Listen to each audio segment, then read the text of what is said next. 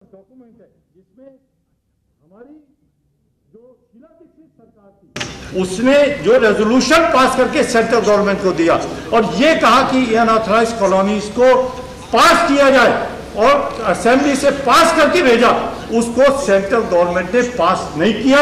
मुझे इस बात का बहुत दुख है, मैं आदर करता हूं आपका, लेकिन मुझे खुशी होती जिस दिन इस हाउस में खड़े होकर मैंने आवाज लगाई थी, मैंने ये कहा था कि नहीं, दिल्ली वालों के साथ गुनाह हो रहा है, उनके मकान तोड़े जा रहे हैं, और मैं लड़ा था आदरणीय जब यहाँ अध्यक्ष महोदय बैठे थे, तब आप खड़ी होकर अगर ये कहती कि जयप्रकाश सही कह रहा है और इस बात पे चर्चा आज ही होनी चाहिए तो मुझे बहुत खुशी होती। लेकिन आज मैं आपकी बात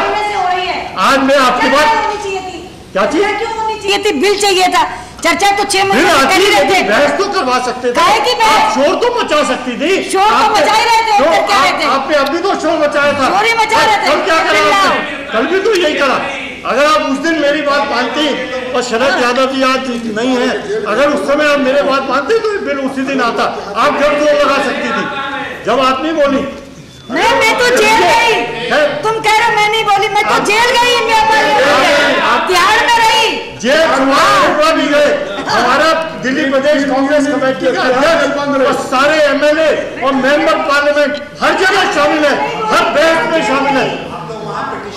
हमें दिल्ली मत दिखाओ आप, हमारी दिल्ली है ये, हमें दिल्ली मत दिखाओ आप, हमने बहुत काम किया है, हमने ही काम किया है दिल्ली में, आपने कोई काम नहीं करा, और वही दिखाना चाहता हूं मैं। अगर आप करते तो आज ये हाल नहीं होना था दिल्ली का। इसीलिए कि जो रेजोल्यूशन दिल्ली असेंबली का आया, उसे जो उस समय बीजेपी की सरकार थी उसने उसे पास नहीं किया, इसीलिए आज ये तकलीफ आ रही है। और उसके बाद जो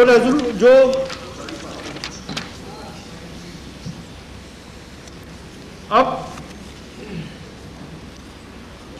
जो सर बड़ा अजीब लगता है कि जो कोर्ट ने जो कुछ हुआ वो क्यों हुआ। दुकानें सील हुई, लोगों से एफिडेविट लिए गए, एक नया सिलसिला शुरू हुआ, एक नई 2-3 कमेटियां अलग अलग बना दी गई, जिसमें भूरेलाल कमेटी एक है, उषा मेहरा कमेटी एक बना दी गई, एक 4 और आदमी अपॉइंट कर दिए गए, और दिल्ली को अलग अलग हिस्सों में बांटकर उनको ठेकेदार और थानेदारी दे दी गई कोर्ट के द्वारा, और ये कहा गया कि ये लोग देखेंगे दिल्ली में अनऑथराइज्ड कंस्ट्रक्शन या ये जो समस्या, इसका हल क्या होगा।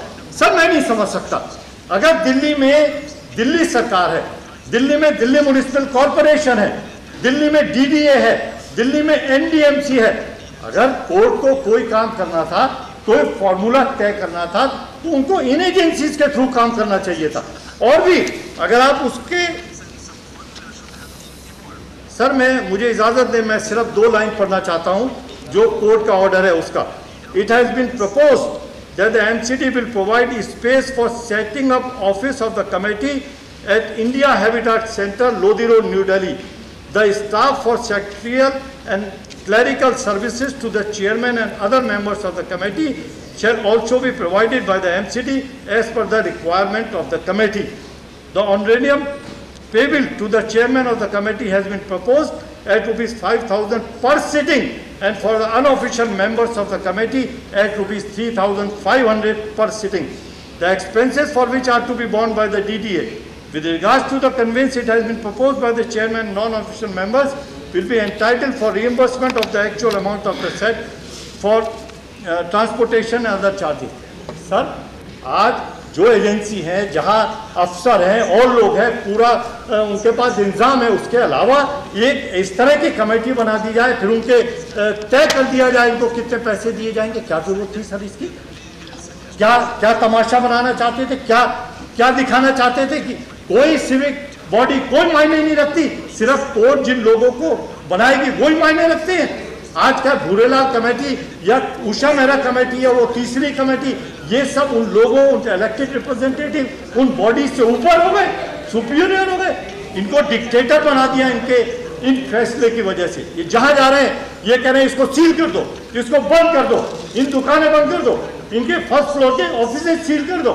एक तमाशा बना दिया, डर पैदा कर दिया इस कोर्ट ने। सर मैं ये जानना चाहता हूँ कि जिस तरह आप इनके फैसले देखें कोर्ट के, हर एक हफ्ते बाद एक नया फैसला, हर एक हफ्ते बाद फार्म हाउस सील कर दो, और उसके 10 दिन बाद बैंक्वेट हॉल सील कर दो, उसके तीसरे दिन फर्स्ट फ्लोर के सारे जितने ऑफिस हैं उनको सील कर दो, उसके बाद जो दुकानें हैं 80 फुटा रोड पे उनको सील कर दो। क्या तमाशा है, क्या मजाक बना दिया। आज पैदा हुई है दिल्ली, एक दिन में बनी है दिल्ली। इतने दिन लोग अपनी दुकान बनाते हैं, मकान बनाने में सालों लग जाते हैं, अपना घर बेचते हैं, अपना सामान बेचते हैं, अपने जेवर बेचते हैं, तब मकान बनता है। कितनी मुश्किल से रोटी रोजी कमाकर हजारों को रोजगार। I only a very simple request to make. We should not discuss the conduct of judges here in this house. Am I doing, sir? No, that's not done. Yes, sir, it's never been done. I can discuss the judges and comments on the judgment are not discussed in the house. Why? That's Why exactly not? what the member it has been, I it has been done so many times. I asked for your ruling, sir. Sir, it has been done so many times in the Yes, house. please. It has not been done. Yes, yes. Not in the language. No, please. Not in the language. No, which please, I'm yes. not talking to you. I'm Yes, talking yes, to the yes, chair. please. And it's for the chair No. to decide. Yes. We agree with the honorable member, but what is happening in the courts? What they are doing? What they are doing? Whether they are performing their duty? No. Whether whether they are crossing the limits, that also we have to see. Now, sir. Please. See, the flight, honorable member has stated, Please. the flight, sir, honorable member has stated the flight of the people. Now, the point is very clear that whether the court has taken cognizance of these facts. Please. That is what he says. Okay, sir, please. that is the suffering of the people. Yes, okay, now take your seats. Please take it. Now see, Mr. JP, when you discuss the judgment of the court, or when you say anything about the decrees of the court, be little more careful. Your language should be, you see, language should be much more careful. Careful. Be careful. Yeah. मैं सिर्फ इतना कह रहा हूँ कि लोग दुखी हैं, रो रहे हैं, परेशान हैं, बच्चों को लेकर सड़क पे पड़े हैं, भूख से मर रहे हैं, दुकानें सील हो गई और उनके वो बैंकरप्ट हो गए। Yes, of course, you can explain the miseries of the people, but don't criticize the court. मेरा मतलब वही है सर, मेरा मतलब वही है सर। अब सर मैं एक बात यहाँ रखना चाहता हूँ, और ये मेरे ख्याल से कई बार उठेगी, इस बात आगे भी कई बार हो सकता है। सर क्या गारंटी है कि ये फिर नहीं होगा सारा काम? आज इस पे नहीं होगा, कभी दोबारा किसी और इशू पे होगा। तो कोई ना कोई ऐसा कोऑर्डिनेशन होना चाहिए।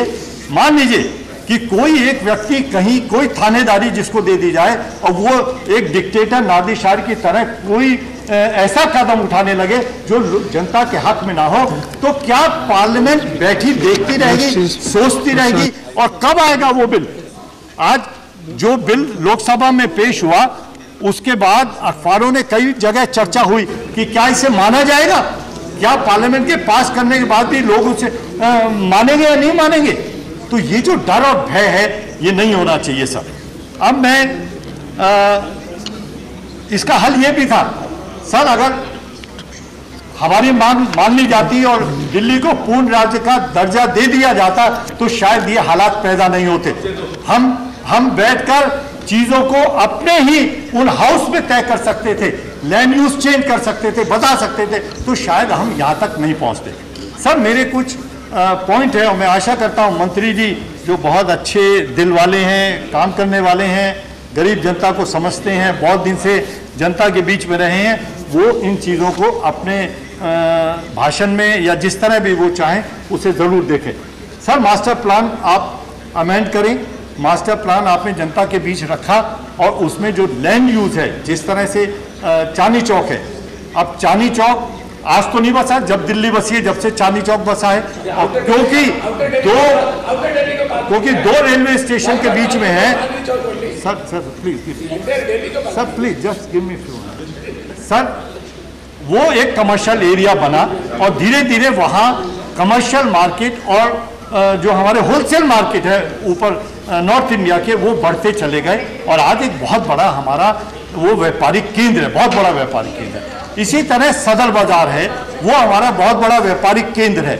इसी तरह करोल बाग है, आज कोई और साउथ एक्सटेंशन है, कोई हिंदुस्तान में कहीं से आता है, वो कहता है मुझे करोल बाग सामान खरीदने जाना है, वो कहता है मुझे चांदनी चौक सामान खरीदने जाना है, मुझे सदर बाजार सामान, क्योंकि होलसेल मार्केट है। तो आज हम उनके स्वरूप को कैसे बदल दें? तो मैं ये चाहता हूं मास्टर प्लान के अंदर आप उनको जो एग्जिस्टेंट पॉलिसी है, आप अगर ये कह देंगे पहली मंजिल पे काम नहीं होगा, तो मेरे ख्याल से आपको सारा चांदनी चौक खाली कराना पड़ेगा, आपको सारा सदर, करोल बाग और साउथ एक्सटेंशन खाली कराने पड़ेंगे। ये नहीं हो सकता। आज पूरी की पूरी बिल्डिंग ऐसी है जो कमर्शियल है। आज ये कहकर हम उन मार्केटों को खराब कर दें, हमारी जो खूबसूरती है व्यापार की उसको खराब कर दें, अपने व्यापारियों के जो सालों से दुकानें चल रही हैं उसको खराब कर दें, मैं इस हक में नहीं हूं। और मैं आशा करता हूं कि आप स्पेशली ये जो मैंने 3, 4, 5 मार्केटों के नाम लिए हैं, इसके बारे में जरूर सोचेंगे और उनको राहत देंगे। अब इसी तरह जो प्राइवेट प्रॉपर्टी है उनको आप नियमित करने के लिए आपने कहा है, और मैं आशा करता हूं कि ये जो आप जिस तरह से मकानों में लोगों ने अपने छज्जों को कमरों में तब्दील कर दिया, या थोड़े छोटे मोटे कमरे इधर उधर बना लिए, या परिवार बढ़ते रहे उन्होंने कमरे ऊपर बनाए, तो उनको नियमित करने के लिए जो तेजेंद्र खन्ना कमेटी है, मुझे मालूम नहीं वो रिपोर्ट कब देंगे या क्या रिपोर्ट में आने वाला है, लेकिन मैं आशा करता हूं कि उन्होंने इसका ध्यान रखा होगा कि उन लोगों को दिल्ली में अगर हम नियमित दिल्ली डीडीए के सिर पे रख देते, जो डीडीए को करना चाहिए था वो तो डीडीए ने नहीं करा, जिस तरह दिल्ली की प्लानिंग होनी चाहिए थी वो डीडीए ने नहीं करा। और मैं सबसे ज्यादा डीडीए की मुखालफत इसलिए करता हूं कि डीडीए ने अपने काम में कोताही बरती है। डीडीए ने कभी भी कोशिश नहीं करी कि जो प्लान डेवलपमेंट दिल्ली का होना चाहिए उसकी तरफ उनका नजरिया गया। जमीनें बेचते रहे, पैसा इकट्ठा करते रहे, फ्लैट बनाते रहे, 25-25 साल हो गए आज और लोगों को फ्लैट नहीं मिले। ये डीडीए का काम है।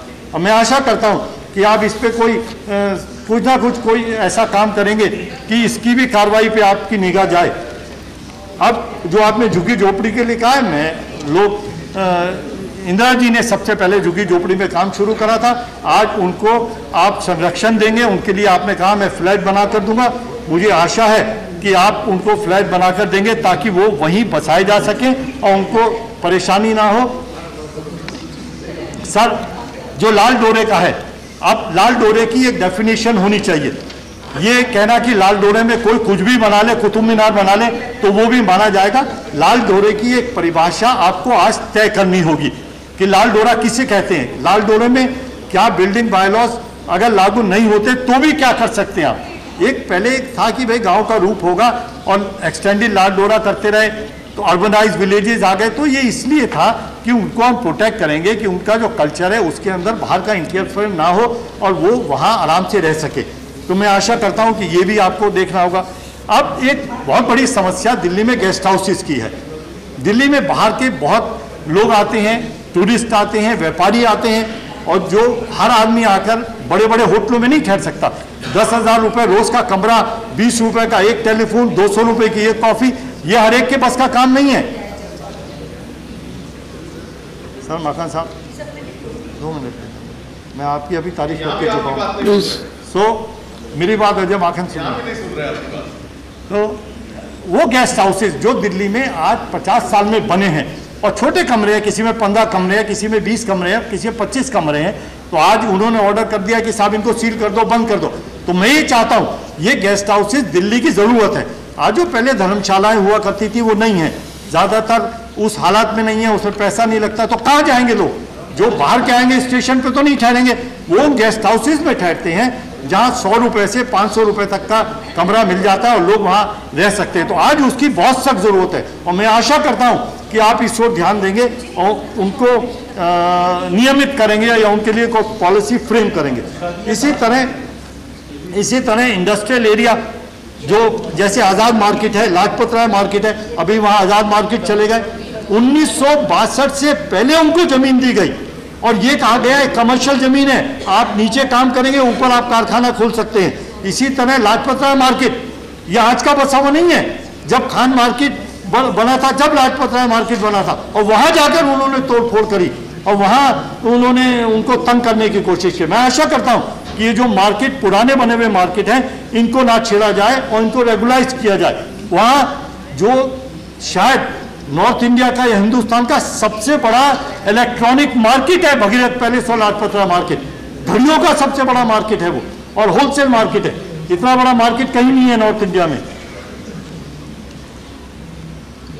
दूसरा, पटरी वालों के लिए जो आपने कहा, ये सर हमेशा ये परेशान होते हैं, कभी कोई सरकारी पॉलिसी आ जाती है, कभी कोई पुलिस वाले डंडा चलाते हैं। आपने नियमित किया, आपने उनको लाल पर्ची दी है जगह जगह, कांग्रेस की सरकार ने दी है, तो फिर आज अगर उनको नियमित करना है तो उनको दुकानें बना कर दे। ये आपका वायदा था, ये कांग्रेस का वायदा था कि हम पटरी वालों को बेदुकान नहीं रहने देंगे, हम इनको तंग नहीं होने देंगे, और हमारी पॉलिसी रही है कि हम इनको दुकानें बना कर देंगे। जिस तरह आपने झुग्गी वालों के लिए कहा कि उनको मकान 1 लाख मकान बना कर देंगे, उसी तरह इन पटरी वालों के लिए भी आपको पॉलिसी बनानी चाहिए ताकि उनको दुकानें मिल सके। अब जो पार्किंग है, अब पार्किंग के लिए परेशानी होती है, इतने बड़ी दिल्ली है, हर जगह मार्केट्स हैं और हम उनको प्रोटेक्ट करते हैं, तो जो पार्किंग की जगह होनी चाहिए थी वो जगह नहीं है। और मैं आशा करता हूँ वहाँ मल्टी स्टोरीड पार्किंग जैसे बहुत जगह और दुनिया में है, आप इस तरह की पार्किंग, इस तरह की वो डेवलप करेंगे जगह, ताकि लोग आराम से गाड़ी खरीद कर सकें। एक मैं आपके निगाह में और गिरना चाहता हूँ सर, आपका मैं ध्यान चाहता हूँ, आपने मुझे कहा कि आप कोर्ट के ऑर्डर के बारे में नहीं बोलेंगे। मैं जो हमारी धार्मिक स्थल है, जैसे वहाँ निगम बोध घाट है, और वहाँ एक बहुत पुराना 300 साल पुराना मंदिर नीली छतरी के मंदिर के नाम से मशहूर है।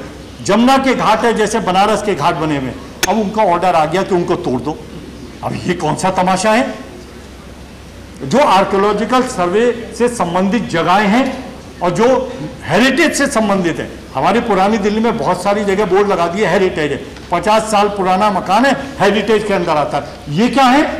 आप निगम बोध तोड़ेंगे, वो मन्नू के टीले का गुरुद्वारा तोड़ेंगे, वहाँ वो उनका सिंधी बाबा की मदार है वो तोड़ेंगे, आप ये नीली छतरी का मंदिर तोड़ेंगे, वो घाट तोड़ेंगे। तो यही मैं दिखाना चाहता हूँ। आप कह रहे थे मेरे से कि आप कोर्ट को डिस्कस ना करें, बताइए क्या करें? अगर ये टूट जाएंगे तो कौन जाएगा इनको?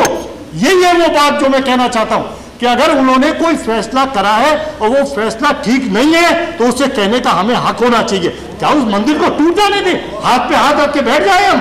तो ये जरूरी है कि हम उनके लिए पॉलिसी बनाएं कि जो धार्मिक स्थल 200 साल, 100 साल, 300 साल पुराने दिल्ली के इतिहास से जुड़े हुए हैं, उनको बिल्कुल ना छुआ जाए, और उनके अंदर रहने वाले जो पुराने 10-10 पीढ़ी के लोग हैं, जो पंडित जो वहां पूजा कराते थे, उनके परिवार 10-10 पीढ़ी के हैं, आज कैसे उनको आप उजाड़ देंगे?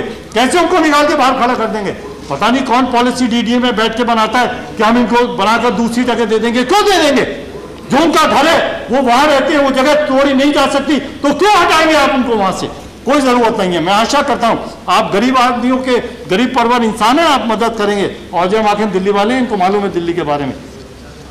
इसके बाद जो मकान टूटे हैं सर, अगर कुछ देर हुई है इस बिल को लाने में, और जो लोग आज सड़क पे आ गए, जिनको तंग किया गया, जिनकी दुकानें सील हो गई, मुझे मालूम नहीं आप क्या करेंगे। सर बैंकों से लोन दिलवाएं उनको, कहीं उनको जो भी उनकी मिल सकता हो 5 लाख 10 लाख कि बैंक को लोन दे और उनके मकान दोबारा बने। आज एक कट ऑफ डेट आपने रख दी 1 जनवरी, मान गया 1 जनवरी 2006, और उससे पहले जिनके मकान टूट गए वो कहां जाएंगे? उनके बच्चे सड़क पे आ गए, उनकी दुकानें सील हो गई। तो मैं आशा करता हूं कि आप गरीबों के हमदर्द सरकार के मंत्री हैं, आप जिनके मकान टूटे हैं बैंकों से उनको लोन दिलवाएंगे, पैसा दिलवाएंगे, ताकि वो दोबारा अपने मकान बना सके। इसी तरह जो एनडीएमसी एरिया के लोग हैं, अब एनडीएमसी एरिया में बहुत सारी चीजें, ऐसा ना हो कि इसमें कोई फर्क आए और दोनों की पॉलिसी में फर्क हो जाए। लाल डोरा के बारे में मैंने आपसे, अब जो एफिडेविट दिया है लोगों ने, जैसे सुषमा जी ने कहा, ये डर है लोगों में, बहुत डर है इस बात का कि जो एफिडेविट दिया, आप उसकी लैंग्वेज पढ़िए। उन्होंने कहा 2-3 पॉइंट है सर कि 3 महीने के अंदर हम अपनी दुकान बंद कर देंगे, हम अपना व्यापार बंद कर देंगे। तो ये शायद इस बिल से साफ नहीं होता। आपने कहा है स्टेटस को, तो ये कहना पड़ेगा आपको कि नहीं, जो दुकानें सील की गई हैं वो दुकानें खोली जाएंगी और हम उनको राहत देंगे। जो अनऑथराइज्ड कॉलोनीज है उनको रेगुलाइज करिए आप, जो तकरीबन 1000-1200 के करीब है। उसके बाद जो प्रोफेशनल लोग हैं, जो अब एक ऑर्डर दे दिया उन्होंने कि साहब एक फ्लोर पे 25% जो जगह है उसमें आप अपना दफ्तर बनाएंगे, चाहे वो वकील हो चाहे वो डॉक्टर हो। अब बताइए ये कौन सा तरीका है? एक फ्लोर उनके पास है, वो फ्लोर के मालिक हैं, या तो ये कहिए कि वो बैठ ही नहीं सकते और वहां कोई दफ्तर नहीं चलेगा, चाहे वो कोर्ट का हो, चाहे वो वकील का हो, चाहे वो डॉक्टर का हो, या कोई प्रोफेशनल आदमी हो। ये कहना कि आप उसमें से 25% आप इस्तेमाल करेंगे, ये मेरी समझ से बाहर है। तो मैं आशा करता हूं कि आप इस ओर ध्यान देंगे और इस तरह के जो कोई फैसला कहीं से आया हो या आपके बायलॉज में हो तो उसको बदलेंगे ताकि लोगों को इसमें राहत मिल सके। इसी तरह फार्म हाउस इसका है कि जो फार्म हाउसेज दिल्ली में हैं, हमारे पास जगह नहीं है, बैंक्वेट हॉल इतने नहीं हैं, जो सरकार की तरफ से जो शादी घर बनने चाहिए वो नहीं बने, कम्युनिटी सेंटर नहीं है। तो लोगों ने सोचा भाई फार्म हाउसेज के अंदर शादियां हो जाएंगी, और उन ये कहना कि साहब इतनी चौड़ी सड़क पे फार्म हाउस होगा तो शादी होगी और दूसरे पे नहीं होगी, क्या मजाक है ये? आज 1.5 करोड़ की दिल्ली में आप अगर ये तय करना शुरू कर देंगे कि कहाँ होगी कहाँ नहीं होगी, तो मैं समझता हूँ ये सही नहीं है। आप बैंक्वेट हॉल को भी आप प्रोटेक्ट करेंगे, उनको भी सील खुलवाएंगे, और दूसरा जो फार्म हाउसेज हैं उसके लैंड यूज को चेंज करके आप ये ना करें कि वो बदल के वहाँ कोई इंस्टीट्यूट खोल लें या कोई होटल खोल लें। मैं ये नहीं कह रहा, लेकिन मैं इतना जरूर कह रहा हूँ कि जब एक जमीन खाली पड़ी है, बेकार पड़ी है, तो उसको बजाय खामा खा रखा जाए। अगर वहाँ शादी ब्याह के लिए वो इस्तेमाल करना चाहते हैं तो कोई किस तरह का कोई कानून आप लाए ताकि उनको राहत मिल सके। Sir please conclude. मैं बहुत मेरे मन में दुख है, तकलीफ है जो कुछ दिल्ली में हुआ। हम दिल्ली वाले हैं, हमने दिल्ली को बढ़ते हुए देखा है। दिल्ली में पहले कमेटी होती थी, फिर कॉरपोरेशन बनी, मेट्रोपॉलिटन काउंसिल बनी, असेंबली आई। अब शायद अगर सोनिया जी और मनमोहन सिंह जी मान जाए और हमें दिल्ली को पूर्ण राज्य का दर्जा दे दें तो शायद दिल्ली की प्रॉब्लम हमें यहाँ लाकर डिस्कस करने की ज़रूरत नहीं पड़ेगी। हम दिल्ली वालों को खुद राहत देना चाहते हैं, हमारा मन है, हमने बहुत सेवा की है दिल्ली वालों की। कांग्रेस का एक एक आदमी, एक एक कार्यकर्ता और नेता दिल्ली वालों के लिए अगर जरा सी तकलीफ होता है तो वो तड़पता है, दिल से तड़पता है, उनके लिए काम करता है। मैं आशा करता हूँ मंत्री जी कि आपका उदार दिल है, अजय माखन साथ में बैठे हैं, आप हमारी मदद करेंगे। धन्यवाद। जय Hind. Yes, thank you, Mr. J.P. Agarwal. Now, Sri Prashanta Chatterjee. Sir, your time is 8 minutes. Important bill on the Chatterjee, life your of time is 8 minutes. 10 minutes Yeah, 8 minutes. on the life of Delhi, and this bill, Delhi Laws Special Provisions Bill 2006. Though this law has been provided a temporary relief to the people of Delhi against such action for a period of 1 year, within which this has advocated that various policy issues will be formulated. Anyway, at the very outset, I would like to mention it here that in Delhi, such a chaos condition, it has not happened all on a sudden. It has not happened within a few years. And the problem has taken a very serious turn. And we all know, I had the opportunity to discuss in some of the standing committees that how the violation of master plan, it has taken place. Serious violation of the master plans by the very rich persons and with the full knowledge of the officials, full knowledge of many of the policy makers like DDA and all. This has taken place over the years, and who is responsible for that? Even I know that nursing homes, kindergarten schools have come up on the DDA land with concessional price. Thank you. And they have completely violated the conditions, set forth while allocating the lands for that specific purposes. I do not know what action has been taken. The matter has been discussed in the committees. They said that we will provide free treatment. They have not provided. They said that we will provide free education. They have not provided. Only a few violation of conditions I would like to state here. Now, sir, it would have been better if this law would have come here after discussing in the standing committee. But I would like to emphasize here the problem of the urban life, that even after the independence of 58, 59 years, there is a continuous influx of rural population in the urban area, we all know, for job, for shelter, for livelihood. And this is a continuous process. And they find the place in the jhupris, in the juggi jhupris. And who is responsible, sir? Some are also staying on the canal side. Some are staying in the adjacent on the land to railway tracks, besides the government lands and all. And we know, we all agree that the present socio-economic condition is responsible for that. There are huge section of the people who violated the master plan, moneyed persons. And there are huge section of the people, the shelterless people, who are staying on as an encroachers on the land. Poor people stay in the slums. So, when protecting the livelihood, protecting the rights of the people, we must not forget these vulnerable sections of our people, and with whose improvement the nation cannot progress, sir. I know, sir, I had the opportunity to serve the municipal corporation for many years. Even, sir, in Calcutta is a metropolitan, this side, when you are running the state administration, you see, I don't know, we can write. The slum owners, that the jamindars, they have the every right. The slum people, they had no authority, they had no right. Either stay in a bad condition or face demolition. That was the period at that time. Now the government of West Bengal has changed the scenario, you see.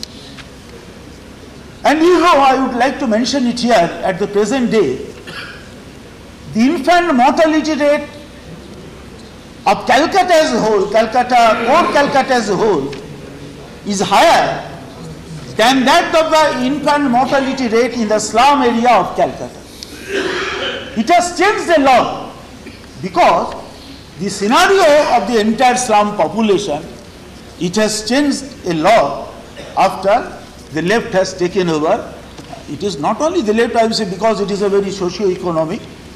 So, sir, the urban life, it has a nexus.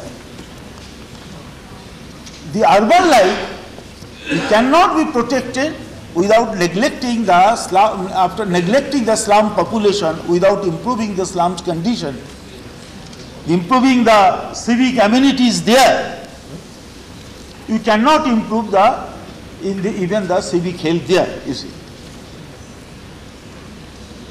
So, sir, in the present bill, sir, I would like to emphasize that in the case of encroachers comprising the shelterless people, government should arrange alternative accommodation when they require those lands for their government purposes, for any activities. This is very, very, very important, sir, because this is taking place. This side has done this, that side has done this. We have our problems. So they should be guaranteed, they should be protected, sir. Then, sir, there are some unauthorized shops and all in the residential areas, sir, and whose activities are regularly linked with the residential areas, like shops and all this. But there are other business and economic activities in the residential areas which is not regularly related with the life of the people in those residential areas. We should make difference of that. Some of the commercial activities which is directly linked with the residential area, with the population of the residential area, we may regularize that. But those economic activities which is not directly linked with the residential areas but has come up over the years in the residential areas, why should we protect those? You see, the serious violators of the master plan over the years, why they should be protected? Sir, this is a very important bill, and I think that the views of the standing committee will have to be taken, but I support with these observations that after a long days the bill has come. This should have come earlier, and with these points I support this bill. This is my say on this bill. Thank you, Mr. Chatterjee. Now, Sri Abu Asim Asmi. Thank you, sir. Thank you, sir. आपने मुझे Delhi laws special provision bill 2006 पर बोलने का मौका दिया। Sir, पिछले दिनों दिल्ली में हजारों लोगों के घर तोड़ दिए गए। So, Asmi ji, 8 minutes for you. Okay, sir. Please stick to the time. लोगों के घर तोड़ दिए गए, बड़ी बड़ी बिल्डिंगें बुलडोजर से तोड़ी गई। लोगों को रोते हुए चिल्लाते हुए हम लोगों ने देखा, पूरी दुनिया ने देखा। लेकिन ये सब घर एक दिन में नहीं बन गए थे सर। ये सारे घर बने हुए कितने ज़माने हो गए, 20-20, 30-30, 40-40 साल के घर बने हुए घर जिस तरह से तोड़े गए, और इतने दिनों के बाद ये बिल लाया गया। हालांकि हम सब बिल के सपोर्ट में हैं, लेकिन ये बिल बहुत देर में आई। कहते सब कुछ लुटा के होश में आए तो क्या किया। इतने सारे लोग बर्बाद हो गए, लोगों की रोजी रोटी छीन ली गई, लोगों के करोड़ों करोड़ रुपए बर्बाद हो गए, और उसके बाद ये बिल आ रहा है। लेकिन जिन लोगों का बर्बाद हुआ, जो लोग सब कुछ अपना बर्बाद कर चुके, उनको क्या सरकार देगी? क्या उनको सरकार पूरा भरपाई करके देगी? सरकार उनकी भरपाई कर ही नहीं सकती। सर, मैं आज गांव और शहर के बीच में इतना ज़्यादा इतनी गहरी खाई हो गई है कि जिस तरह गांव में रहने वाला बेचारा आदमी खेती करता है, और अगर वो चाहता है कि खेती से अपनी बेटी की शादी कर सके, नहीं कर सकता बेचारा, अपने बूढ़े बाप का इलाज नहीं कर सकता, तो लोग बड़ी बड़ी तादाद में दिल्ली और बम्बई की तरफ भाग रहे हैं। मैं जानता हूं बम्बई में ऐसे लोग हैं जिनके पास गांव में 20-20, 30-30 बीघा खेती है, रहने के लिए 15-15 कमरों का घर है, लेकिन बम्बई की फुटपाथ पर उनके पास एड्रेस नहीं है। कोई चिट्ठी लेकर आता है तो फुटपाथ पर जाकर रात को उसका मुंह खोलकर देखता है कि ये मेरे गांव का फला आदमी है, तब उसको चिट्ठी डिलीवर करता है। गांव में 20 कमरे का घर है, लेकिन बम्बई में एक झोपड़ा उसके पास नहीं है। बहुत से लोगों ने भी झोपड़े बना लिए हैं। तो आज ऐसा लगता है कि मल्टीनेशनल के इस्तकबाल के लिए हम लोग बम्बई को शंघाई बनाने की कोशिश कर रहे हैं। उसी तरह से दिल्ली में भी हो रहा है। जो झोपड़े, वो जगहें जहां कुत्ता नहीं रहने को तैयार था, वो बदबूदार जगहें जहां कोई पूछता नहीं था, उन जगहों को आज 50, 30, 35 हजार रुपया फुट बेचा जा रहा है, और उन गरीबों को तोड़ कर बेचा रहा है। मेरा कहना है कि जब वो झोपड़े बने थे या बिल्डिंगें बनी थी तो आधी रात में नहीं बन गई। हम अपने बजट का बहुत बड़ा हिस्सा कारपोरेशन का हम देते हैं कारपोरेशन में उन मुलाजिमीन को जिनकी ड्यूटी है वहां पर देखने की। मैं बताऊं सर कि जैसे कहीं गुड़ गिर जाता है, शक्कर गिर जाती है, तो चींटी को बुलाने की जरूरत नहीं पड़ती, चींटी अपने आप एक वहां पहुंच जाती है गुड़ के पास। उसी तरह से कहीं सीमेंट गिर जाए, कहीं बालू गिर जाए, कहीं ईंट गिर जाए, तो कारपोरेशन के लोग, पुलिस वाले बहुत जल्दी वहां पहुंच जाते हैं, और वो सीमेंट कहां गई वो देखते देखते बिल्डिंग में घुस जाते हैं, और इलीगल जो काम होता है रिश्वत लेकर करवाते हैं। एक बिल्डिंग भी बगैर ऑफिसर के जाने में नहीं बन सकती। परंतु जब झोपड़े तोड़े जाते हैं तो क्या आपने कोई प्रोविजन बनाया है कि वो ऑफिसर, वो पुलिस वाले, वो म्युनिसिपैलिटी वाले जिन्होंने बड़ी बड़ी मोटी मोटी रकमें लेकर के वो बिल्डिंगें बनवाई, उनका क्या? आप आज कोई बिल आएगा, कल फिर इलीगल बनेगा, तो आप एक प्रोविजन लाइए कि जिस इलाके में गैर कानूनी काम होगा, म्युनिसिपैलिटी वाले, पुलिस वाले करवाएंगे, उन्हें बिल्कुल से उनको सस्पेंड किया जाए, उन पर मुकदमा चलाया जाए। जब तक आप ये नहीं करेंगे, ये इसी तरह से लोगों का घर बनेगा, और पैसे जब तक लोग, ऑफिसर और कर्मचारी जब तक रिश्वत नहीं लेंगे, किसी की हिम्मत नहीं कोई गलत काम करने की। मैं ये भी जानता हूं कि पुलिस वालों का बधा हुआ हफ्ता कि सीमेंट आ रही है तो ट्रक नहीं आ सकती वहां पर जब तक उनका हफ्ता नहीं जाएगा। हफ्ता है तो ट्रक ले जाओ, इलीगल काम करो, और जिस दिन हफ्ता बंद उस दिन वहां सीमेंट जाना बंद। इसलिए मैं कहना चाहता हूं, मैं बताऊं अभी एक और प्रोविजन लाइए, पूरे हाउस से कहना चाहता हूं कि कांग्रेस पार्टी ने और एनसीपी, इन दोनों ने जब पिछला इलेक्शन हुआ महाराष्ट्र में, इन्होंने मैनिफेस्टो छापा कि हम 2000 तक के तमाम झोपड़ों को हम रेगुलराइज कर देंगे, ये कोई तोड़ेगा नहीं, इसको बिजली पानी सब मिलेगा, इसको हमको वोट दो। दिया वोट लोगों ने, वोट देने के बाद 95 तक के झोपड़े तोड़ दिया। अध्यक्ष जी आज आप जाकर देखिए बंबई में 1 लाख लोग बगैर छत के पड़े हुए। आपने मैनिफेस्टो बनाया था, आपने कहा था कि 2000 तक के झोपड़े को संरक्षण देंगे, आपने तोड़ा कैसे इसको? कोई है इनसे जवाब पूछने वाला? आज कई हजार बच्चे स्कूल नहीं जा सके क्योंकि उनके पास छत ही नहीं, बेचारे भूखे मर रहे। आज की बात कर रहा हूं, इस वक्त मैं अभी मैं बाहर बंबई बात कर रहा था, तो बंबई के कुर्ला इलाके में मीठी नदी के नाम पर लोगों के घर तोड़े जा रहे हैं। मैं जानता था उसमें कई लोग बेचारे अपने उत्तर प्रदेश के रहने वाले बड़े बड़े आदमी थे, अब उनकी जगह तोड़कर आप उनको अल्टरनेट अकोमोडेशन देंगे। कहां देंगे आप? बंबई से 50 किलोमीटर दूर, जहां कोई आएगा उनका धंधा ही नहीं होगा, उनको कुछ फायदा नहीं वहां जाकर के, उनको आप देंगे नहीं। आप उन जगहों को 50,000 रुपए फुट, 35,000 रुपए फुट बेचेंगे और उन्हें बेचारों को भेज देंगे आप, जिन्होंने उस जगह को, हमारे पुरखों ने बंबई में जाकर मिट्टियां सर पर लाद लाद करके उन बदबूदार जगहों को आज बड़ी जगह बनाया है।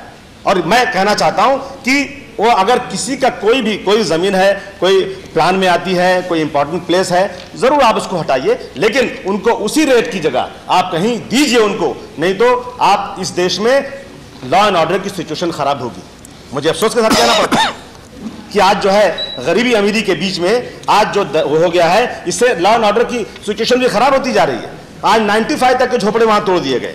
ये इस पे आज ये होना चाहिए कि जिस तरह से हजार लोगों के झोपड़े तोड़ दिए गए और आज प्रोटेक्शन आ रहा है 1 साल के लिए, ये बिल्कुल नहीं। आज जितने बन चुके हैं वो बिल्कुल से रेगुलाइज हो जाना चाहिए और दोबारा बनने ना पाए, उस पर रोक लगाई जाए, कानून लाया जाए कि किसी जमीन पर कोई इलीगल झोपड़ा ना बनाने पाए, कोई इसको रोकने वाला, कोई उसके लिए एजिटेशन नहीं करेगा।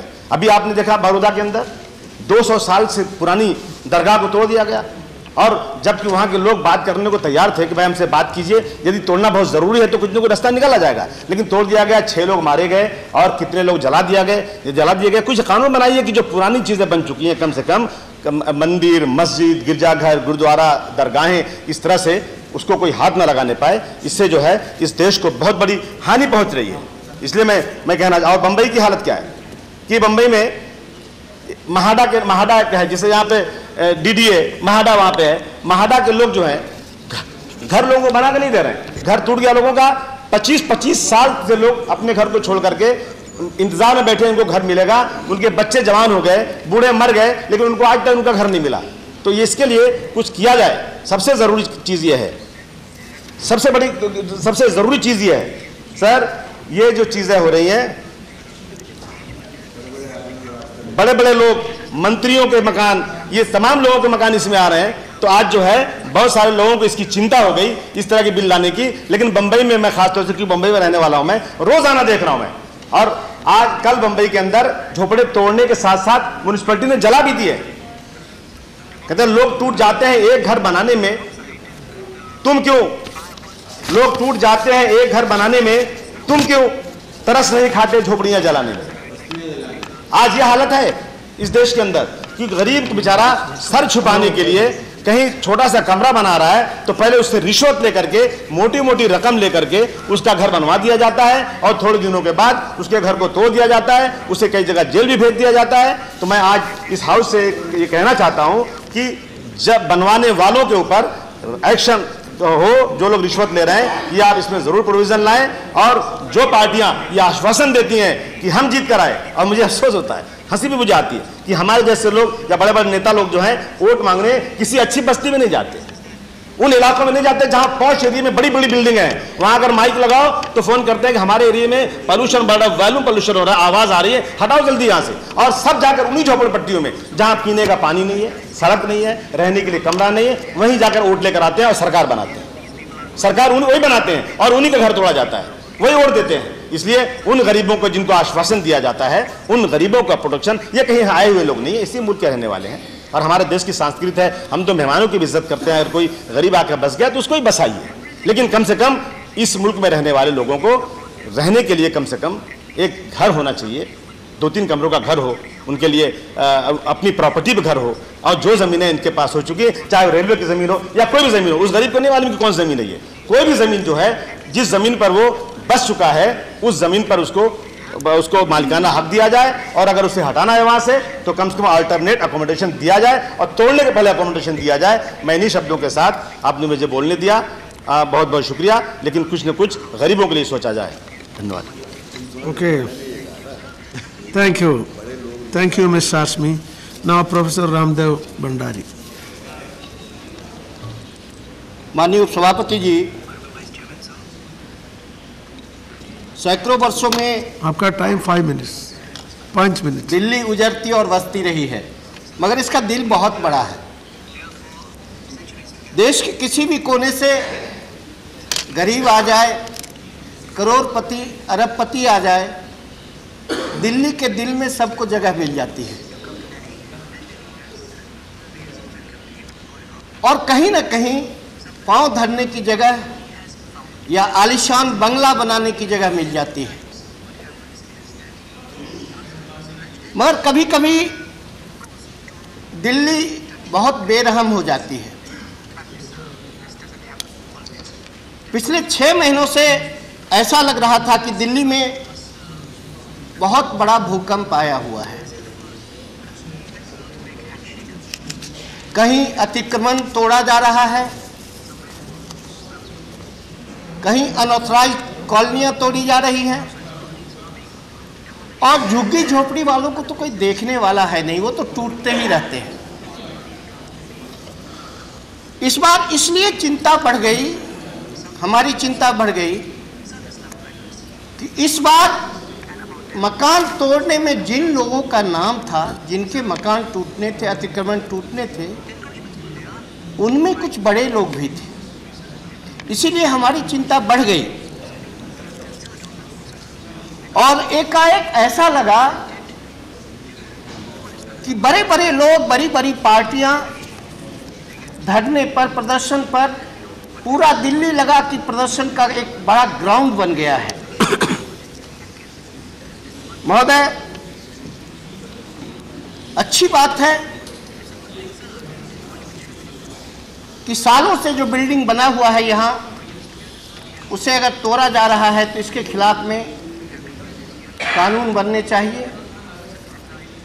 मगर एक ठीक कह रहे थे अग्रवाल साहब कि वो एक दिन में वो मकान नहीं बना, वर्षों में, 20 बरस, 25 बरस, 30 बरस में ये मकान बना। और जब मकान बना होगा उस समय बनाने वाला या जिन्होंने इसको बनवाया होगा उनको जानकारी होगी कि ये सरकारी ज़मीन में मकान है, या अतिक्रमण में मकान बन रहा है। उस समय इसको नहीं रोका गया, क्योंकि उस समय जिन लोगों ने बनवाया, चाहे वो पुलिस के आदमी हो या डीडीए के आदमी हो या ठेकेदार हो जो अनऑथराइज्ड कॉलोनियां बनाता हो, कहीं ना कहीं से प्रशासन का उन पर आशीर्वाद होगा। उनके खिलाफ में तो कार्रवाई होनी चाहिए, उनके खिलाफ में कार्रवाई होनी चाहिए। जेल तो उनको भेजनी चाहिए, मगर उसका खामियाजा भुगतना पड़ रहा है आज उस मकान में रहने वालों को, उस दुकान में रहने वालों को।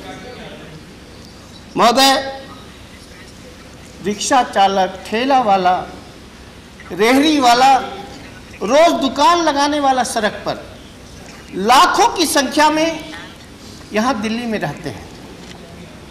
हम लोगों के पास शिकायतें आती हैं, पुलिस की शिकायत आती है, आके बताते हैं कि मैं यहाँ ठेला लगा रहा था, मैं यहाँ रेहड़ी लगा रहा था, पुलिस वाले आए और मारपीट करके भगा दिए वहाँ से। और उन्हीं पुलिस वालों को जब ये ठेले वाले, रेहड़ी वाले पैसा देते हैं तो वही पुलिस वाला उनको लगाने देता है सड़क पर। महोदय, मैं झुग्गी झोपड़ी का सवाल उठाना चाहता हूं, क्योंकि बड़े लोगों का सवाल तो उठाने वाले बहुत सारे लोग हैं। आए दिन झुग्गी झोपड़ियों में आग भी लगती है। लोग कहते हैं कि लगाया जाता है,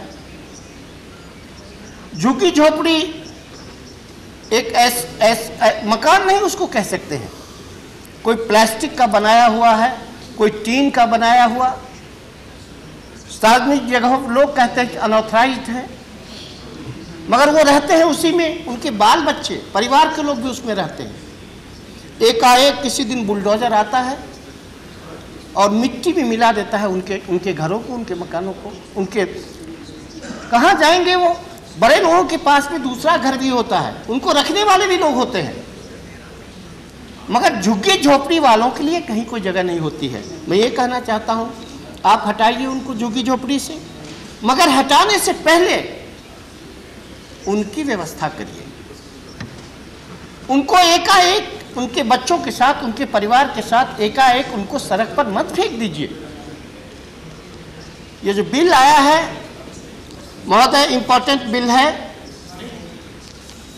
और इम्पोर्टेंट बिल है, मगर इस बिल का लाभ सिर्फ बड़े लोगों को ही नहीं मिलनी चाहिए। इस बिल का लाभ जो लाखों गरीब लोग हैं, जो गांवों से आए हुए हैं अपना घर बार छोड़ करके, और दिल्ली को बनाने में उनका बहुत बड़ा योगदान है। दिल्ली सिर्फ करोड़पति और अरबपति से नहीं बनती। मैं जानता हूं कि दिल्ली में कानून बनाने वाले यहाँ पार्लियामेंट में हम सभी बैठे हैं। दिल्ली में और भी कई हिस्टोरिकल प्लेसेस हैं, एक इतिहास, बहुत बड़ा इतिहास है दिल्ली का, मगर आज जो दिल्ली है उस दिल्ली को बनाने में इन गरीब लोगों का भी हाथ है, और इनके खिलाफ में जब कार्रवाई होती है तो कोई सुनने वाला नहीं होता है। इसलिए महोदय, मैं माननीय मंत्री जी से कहना चाहूँगा कि बड़े लोगों के साथ साथ इन गरीब लोगों का भी आप निश्चित रूप से ध्यान रखें, और जब गरीब की आह नहीं लगेगी आपको, गरीब का आशीर्वाद आपको मिलेगा, तो निश्चित रूप से आपको सफलता मिलेगी। मैं इन्हीं शब्दों के साथ इस बिल का समर्थन करता हूं। बहुत बहुत धन्यवाद। थैंक यू रामदेव मदारी जी। Now Shri Arun Jaitley. Thank you very much, Mr. Vice Chairman. Sir, how much she spoke? There are just a few points towards the end of this debate that I wish to place before this Honorable House in regard to this bill which has been proposed by Shri Reddy. It's quite obvious that the Honorable Minister has a very serious problem to tackle. It's a problem that he has inherited. And the problem in a nutshell is that the city has grown in a disproportionate manner. This city in 1962 was only 50 lakhs people. That was the projected strength of Delhi. And the first master plan, when it was prepared in 1962, projected a population of 50 lakhs. In 1981, it was still about 62 lakhs. By 2001, it was 1,28 lakhs. And today we have a population size which would be nearing almost 1.5 crores. And when you have a city of this size, one part of the problem which the minister has to tackle is that he has to work for a planned development of the city, work for urban renewal so that Delhi can become internationally a quality city. On the other hand, one of the serious drawbacks in the planning of the city that has taken place is that city, as most members have felt, attracts a lot of poor people, migrant labor who comes to Delhi in search of jobs.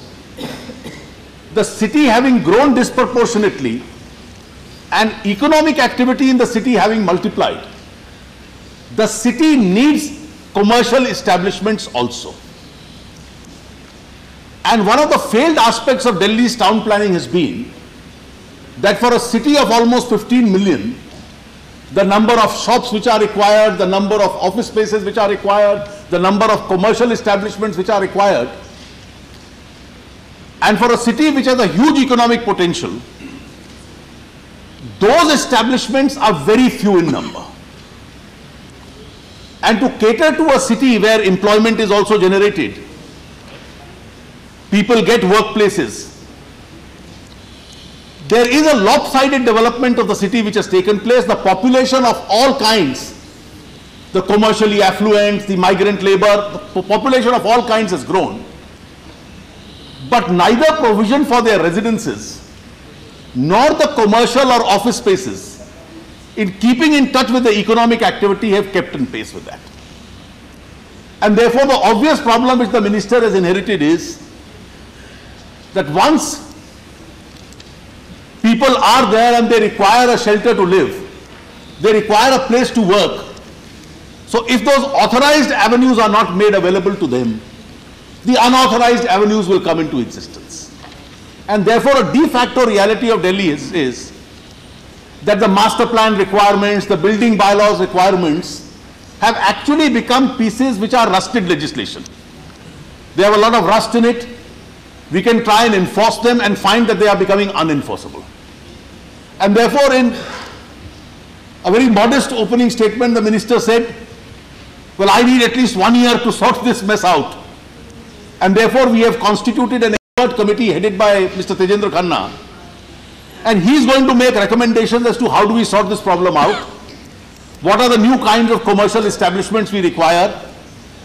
What do we do about the old problem which has accumulated over the years?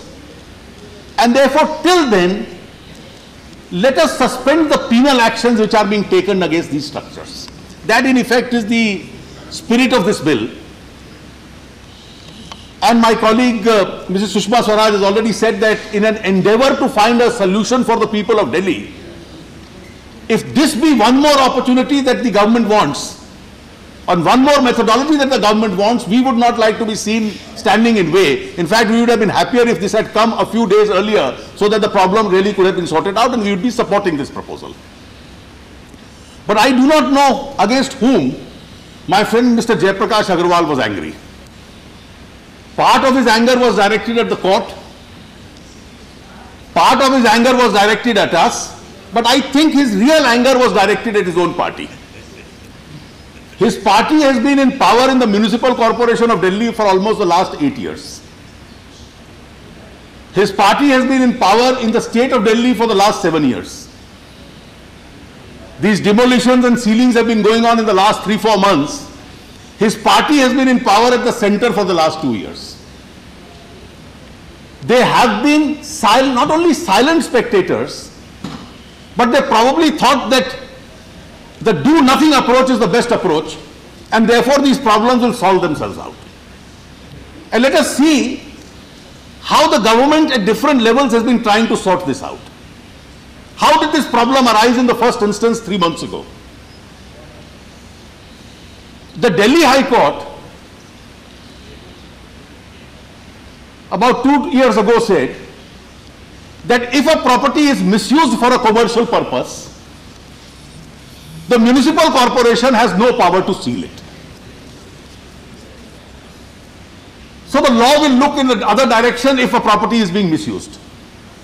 So the extreme action of sealing was not permitted. But Mr. Agarwal's party, which controls the municipal corporation, and said, my powers are being taken away.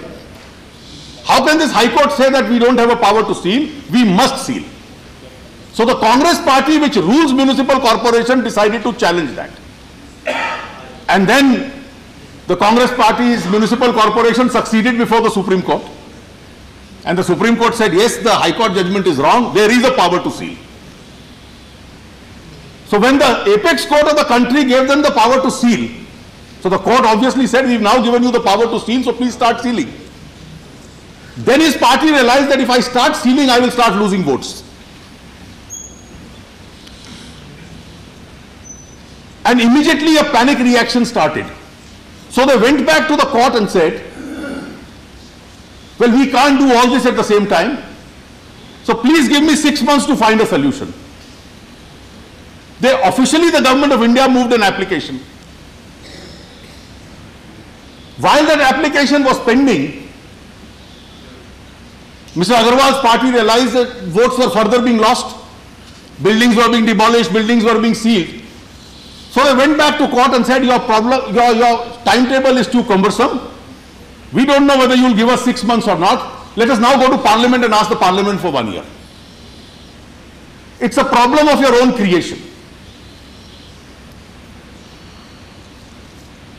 You are trying to find solutions to a problem you yourself created. And let me now say that, having said that we will support this bill, if you want to find a solution to this, I cannot, sir, stop myself from saying that after having committed so many faux pas, you are now landing yourself through this legislation in the next round of your problem. We are supporting this bill, but we must be aware of the fact what we are doing and what the future fallout is going to be, not only for the structures which are threatened, but also for us as an institution sitting in this august house.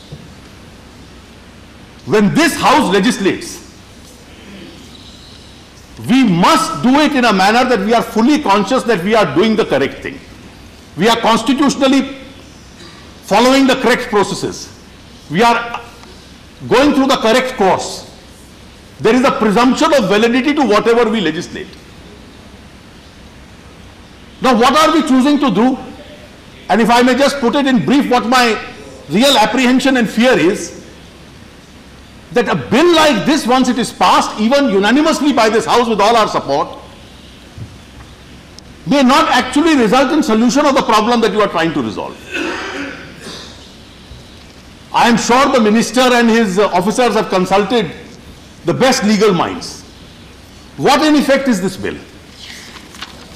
This bill says, one, if I read the bill in totality, there is a municipal corporation law which provides for demolition of unauthorized structures, which provides for sealing of unauthorized structures, which provides for sealing of structures which are misused. That law will continue to operate. That law is not overridden. This bill says to restudy the master plan and the whole concept of plan development of Delhi, how to clear the mess of the last so many years which has come in. We need 1 year, and therefore in 1 year we'll find a solution to mixed land use, to the persons living in joggi jhopadis, to construction which is beyond the sanctioned plan, etc. We need a 1 year period. What do you do during that 1 year period? During that 1 year period, and my fear really, I'm sure the minister will take note of it, is to section 3 subsection 2 of this bill. And that says, with the amendment which has been proposed by the Lok Sabha, subject to the provisions contained in subsection 1, and notwithstanding any judgment, decree or order of any court, status quo as on 1st January 2006 shall be maintained in respect of categories of unauthorized developments mentioned in subsection 1. Ostensibly, the purpose of the bill is noble. The purpose of the bill is that there is a 30-40 year mess which has been created. We need to sort it out. We need to help people from this miserable situation. We need a little breathing time to clear this mess out. And therefore, till then we will not demolish anything or seal anything. But in the process, we must do it in a manner that it is sustainable. We can't do it in a manner which appears to be an eyewash. We can't do it in a manner which becomes prima facie unsustainable. We pass a law and then we suddenly realize that the constitutionality of the law runs into serious forms of trouble. We may then sit here and share Mr. Jayaprakash Agrawal's anger and say we are angry with the court, but then they will do their job of determining the constitutionality.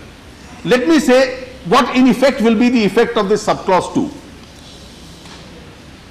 Sir,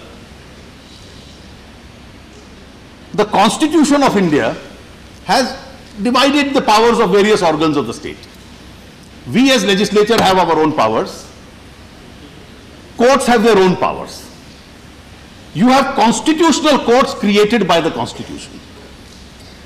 Those constitutional courts have powers under Article 32, 226, which are constitutional powers. When Article 226 and 32 were introduced in the Constituent Assembly, Dr. Ambedkar said that this is one article which is the soul of the Constitution.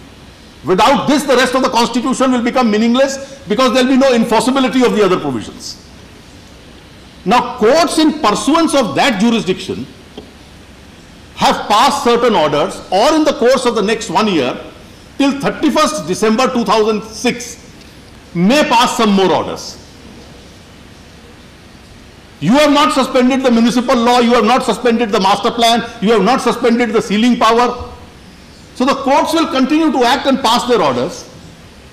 Effectively, whatever orders courts now will pass under Article 32, Article 226, for a period of 1 year will remain inoperative. Are we therefore trying to suggest that we have chosen a legal course by which the constitutional jurisdiction of the constitutional courts in relation to municipal matters of Delhi will remain suspended for a period of 1 year? If this is the course we have chosen, there will be serious question marks and doubts created whether this is the correct course we have followed.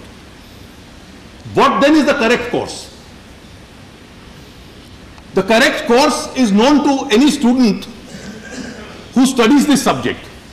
If courts have given judgments which we disagree with, Parliament does not have the power by one line to say that the judgment stands overruled. The separation of powers principle doesn't permit that. But Parliament is empowered to say that the basis on which the judgment was given, the foundation of that judgment was a certain law. We changed that law, and since the basis and foundation of the judgment is gone, the judgment itself is gone. That is legally the correct way of doing it. What this law does is, it does not do anything to the master plan, the sealing power, the demolition power. It allows them to exist, but merely says court's orders enforcing that power will not be operative for a period of 1 year. So you don't change the basis on which the Supreme Court had decided or the High Court had decided those cases. All you are doing is, by a one-line order, you are saying the constitutional jurisdiction of courts will not restrain the will not apply to the municipal matters of Delhi for a period of 1 year. Sir, I would, as I have said, urge the minister. I have personally also told him to have a re-look at the matter. As far as my party is concerned, if you are endeavoring seriously to find a solution, as I said, this is not a problem which you have created, you have inherited this problem. You are trying to sort this mess out. We will be one with you even in this effort. Though we have serious doubts about the validity of this method. But this method may eventually become very short-lived and really not very sustainable. And therefore, I would urge the minister, while supporting the bill that he has moved, to seriously reconsider the legal course of correcting the problem that he is faced with, because this solution may actually land him in a problem which may be of a larger magnitude, and no amount of anger which Mr. Jaiprakash Agarwal and I may express against the court, just as we will continue to legislate, they will say we are continuing to protect the constitutional authorities under our powers of judicial review. We require statesmanship both in the judicial institution and the parliamentary institution for both institutions to coexist. One's anger against the other is not the solution. And therefore, I would again urge the minister, while supporting his effort, to kindly reconsider whether he has followed legally the correct course, which can be sustained before other authorities also. Thank you, sir. Well, thank you, Mr. Arun Jaitley. Thank you. Now, Sri Abhinay Roy.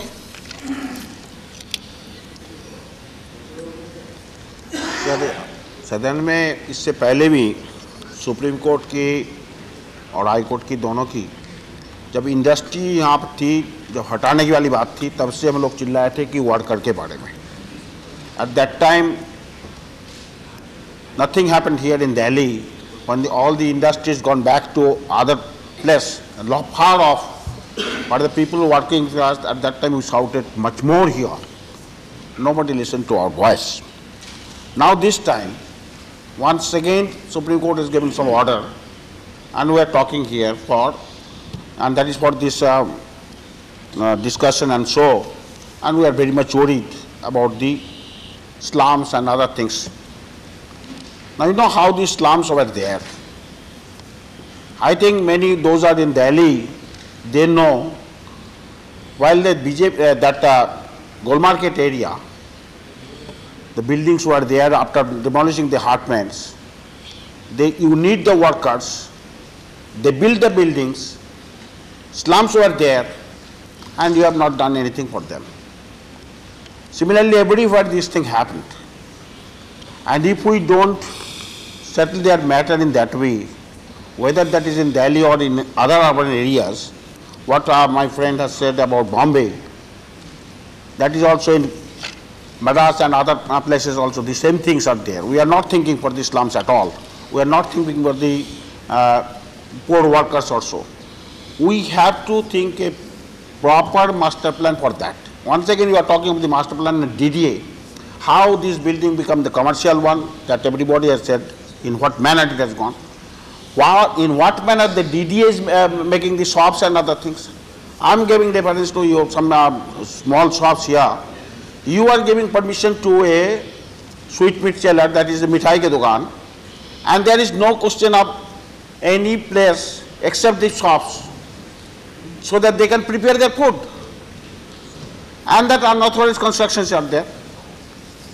In the new period, when the new markets are coming, then you are giving pawn shop to third floor or second floor. So they are coming once again to the ground floor and so. So DDA is particularly, if you don't go through the DDA's activities, how they are doing this thing, how they have done this thing, and after a long time, another problem is there, that the government is not building any government quarters. And for that, the people who are coming here in government service or also in private service, they need some residential place. And many unauthorized constructions have come up in Delhi by that could accommodate them, or the expanding the DDA flats and the MIG flats or LIG flats like this, going on encroachment and encroachment. So we have not realized the fact what happened to in Delhi or not, what the DDA and others and what is the actual need. So today, whatever the master plan, even after the master plan, so many master plans are there. As per master plan, not the thing, but the work done in a civil manner or according to master plan. Here, after demolishing all these, demolishing or disturbing the business houses and so on, so many places like Agarwalji repeated Chandni Chowk and Sadar Bazar, in Karadwag, in Sarojini Nagar, in Lajpat Nagar, in Kalkaji, how they come up? How, why and why? These were all the resettlement colony. People are not getting jobs. They are making shops inside their houses and so. So all these problems you have to realize before finding out a solution. So I think this government should think for the people, for the young people to get employment if you want to a good city. DDA and MCD and NDMC should be properly vigilance required, not the vigilance that you have. They are doing all these things, they are allowing these things, and at the time of demolishing, they keep silent. And in many occasions, I am telling you that the DDA and MCD and local police, connivance are doing all these things. Sometimes they, the slums and how they evacuate them, even by burning their small places, those who are collecting the, pulling the rickshaws also, they are living. How the Simapuri and New Silampur areas, once again, I'm only for your conception I am telling that DDA, once upon a time the Silampur and Shivapuri area, 25 years were given to the slum dwellers. Now management, what they have done, they have taken 100 years from them by giving money and evacuate them. Once again they have come to the footpath and slum made. So all these things keeping in mind, you have to think for this, and I don't think that whether in 1 year you will be able to complete it, but don't try to keep in mind that after 1 year the elections are there, so you have to do something. So also don't take it politically, try to settle the matter in a better way, and that needs for Delhi, that needs for other urban areas also. Thank you, Mr. Thank you, sir. Sri Manohar Joshi. Mr. Vice Chairman, sir, I'm indeed thankful to you for giving me an opportunity to speak on a very important bill from the point of view of City of Delhi. Sir, at the outset, I would like to support the bill before us. My party supports the bill only because